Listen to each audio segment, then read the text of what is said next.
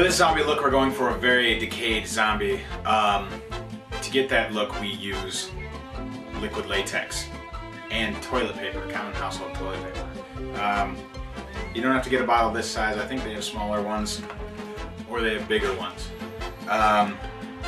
To apply it, I just use a regular cosmetic wedge that you can get from any cosmetic aisle in any discount or general store.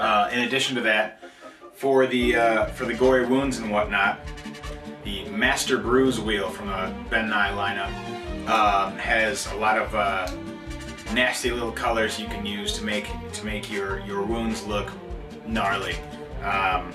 Nice green and some reds, purples, and good dark killers. So, in addition to that, any other colors that you can use to darken or just muddle up give it some texture would be very good. So any kind of, I use a brown and my steel gray for the eyes, plus more of the sallow green for the lips. Of course, in applying the makeup, stipple sponge is very good to make texture and just to dirty it up a little bit. To apply the major makeup, I use a cosmetic round. You can find it in any cosmetic aisle, and finish it all off. I use the neutral set powder. You can also use talcum powder, baby powder, which is talcum powder, and or cornstarch. But I like that this stuff doesn't have any kind of fragrance to it. And I just used a regular powder brush that you can get at any cosmetic aisle to take that. Of course, whenever I'm applying any of the colors, I use my art brushes. These aren't top of the line, but these aren't the little plastic ones you get from the dollar store. These are Crayola Art Skills. I got them at the grocery store around the corner.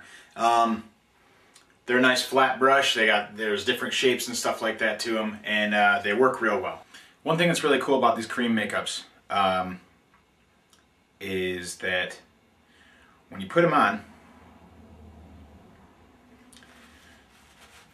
if you don't powder it, it pretty much just comes right off.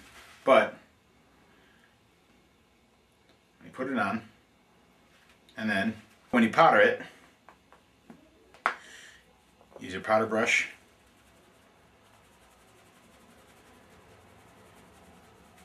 It stays on there.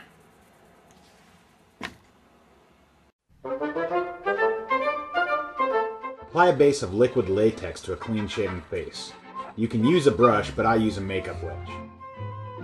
You get a much more natural skin texture without the telltale brush strokes, plus the latex won't come off your applicator, and makeup wedges are a lot cheaper than brushes. Be careful to avoid any hair. Latex hurts to remove from hair.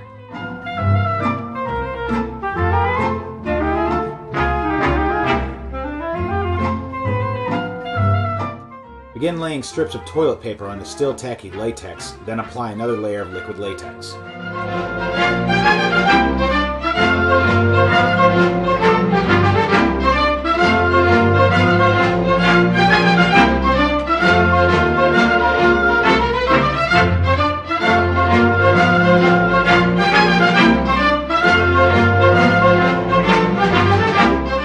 Continue applying toilet paper and latex in areas large enough where they won't touch any hair.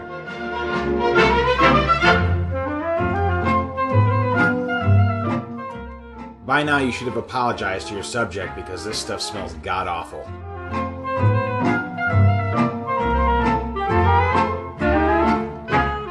Scrunch up a larger piece of toilet paper in an area that you'd like a larger, more gruesome wound to be.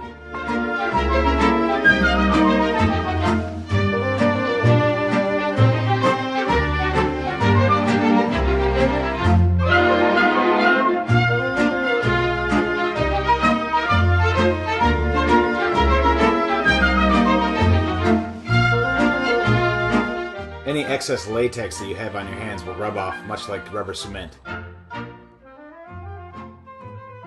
Then just wait 5 hours for the latex to dry.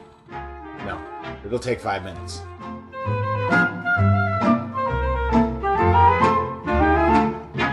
Using a mildly sharp tool in your fingers, pick holes in the toilet paper to create sores in your undead flesh.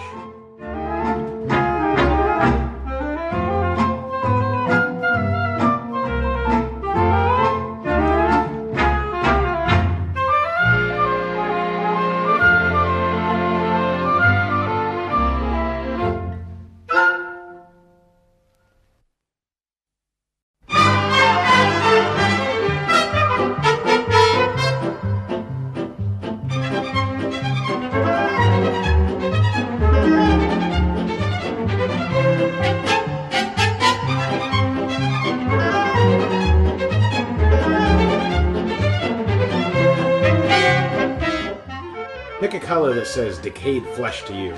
I use a mixture of Bed and Eye's Cadaver Gray and Sallow Green. Using a sponge round, apply this as your base color. Lay it on thick, as the latex and TP make for an unevenly colored canvas to start with. Add a shadow color to the eye sockets. Start with a dark line and blend outward. Finish off by blending the fine line with your finger.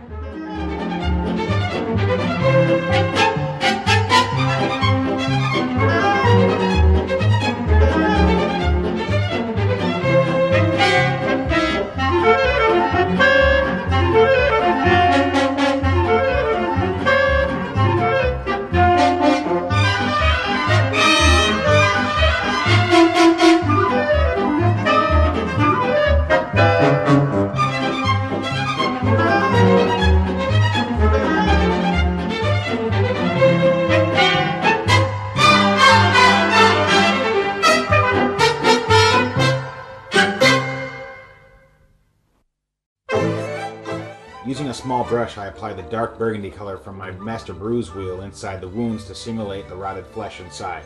Using a dark color provides a depth to the holes.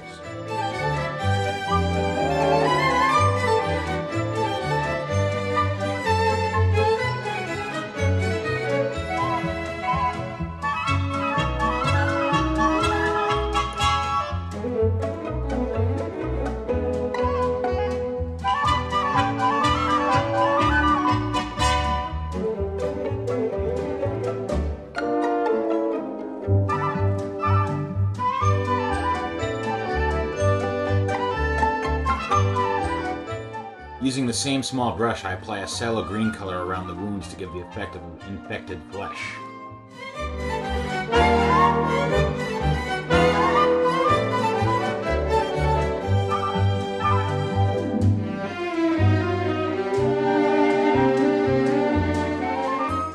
Because the larger wound will draw more attention, I use more colors from my Master Bruise wheel to give it more infection and more detail.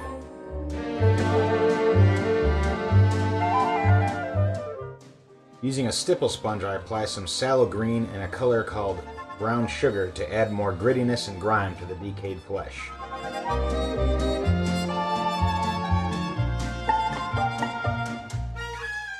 Using a brush, I add some sallow green to give the rosy lips a deathly pallor.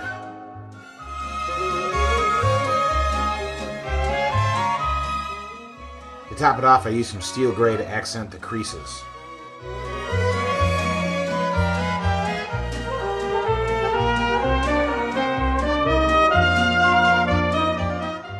I use a stipple sponge to add some blood color around the mouth, which will lend detail to the blood smears if you want your zombie to look well fed.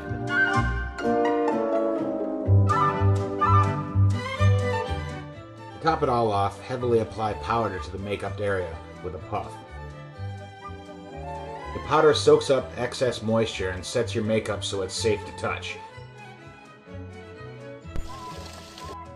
Brush the powder off well with a powder brush, paying special attention to those nooks and crannies in the eye area.